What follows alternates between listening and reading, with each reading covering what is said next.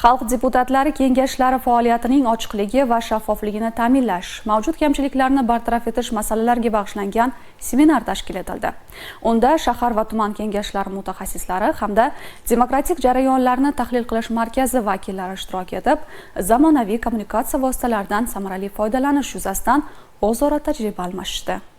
Bugungi kunda davlat boshqaruvida ochiqlik va oshkoralikni ta'minlash muhim vazifalardan biri hisoblanadi. Biroq amaliyotda xalq deputatlari kengashlari faoliyatini yoritishda ayrim kamchiliklar saqlanib qolayotgani ham sir emas. Seminar davomida ushbu muammolar hududiy kengashlar faoliyati misolida tanqidiy tahliliy ruhda muhokama qilindi. Xususan, sessiyalar va doimiy komissiyalar ishining ijtimoiy tarmoqlarda yetarli darajada yoritilmayotgani, axborotlarning kechikib berilishi, ayrim hollarda esa rasmiy sahifalarning sust yuritilayotgani tanqid qilindi. Shuningdek, deputatlar faoliyat haqida aholiga to'liq va tushunarli ma'lumot yetkazishda uzilishlar mavjudligi, jamoatchilik bilan muloqot yetarli darajada yo'lga qo'yilmagani alohida ta'kidlandi. Mutaxassislar tomonidan ushbu kamchiliklarni bartaraf etish bo'yicha aniq tavsiyalar taqdimotlar orqali tushuntirildi. Jumladan, sessiyalarni muntazam ravishda jonli efirda uzatish, qisqa va mazmunli video kontentlar tayyorlash, rasmiy sahifalarni faol yuritish hamda murojaatlarga tezkor javob qaytarish zarurligi qayd etildi.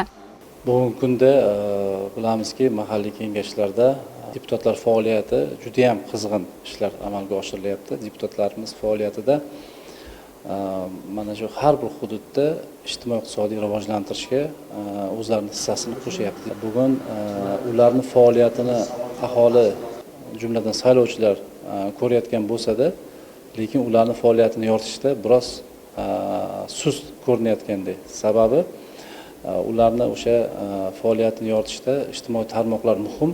Lekin ijtimoiy tarmoqlarda ularning faoliyatini yoritish bo'yicha postlar yetarli darajada bo'lmayapti. Aynan bugun markaz tomonidan hududlarda deputatlar faoliyatini yoritishda kotibiyatlar tomonidan tashkil etilgan Telegram kanal va YouTube platformasi orqali berilayotgan ma'lumotlar qanchalik sifatli bo'lishi, nimalarga e'tibor qaratish lozimligi, shu bilan birga bugun deputatlar faoliyatini yoritishda texnologiyani ham o'rni muhimligi aytib o'tildi. Bugun mutaxassislarga deputatlar faoliyatini yoritishda demak deputatni amalga oshirayotgan ishlarini mazmunli, aniq, qisqa va sifatli video va foto lavhalardan foydalanishni tavsiya berdi. Seminar yakunida bildirilgan taklif va tavsiyalar asosida kengashlar faoliyatini yanada takomillashtirish choralari belgilab olindi.